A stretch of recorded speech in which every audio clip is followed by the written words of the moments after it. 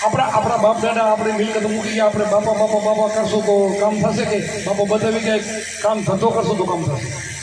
એમાં આપણે રામ રામ કૃષ્ણ કૃષ્ણ કરશું કામ થશે? રામને રસ્તે કે કૃષ્ણના રસ્તે આવશું તો કામ થશે?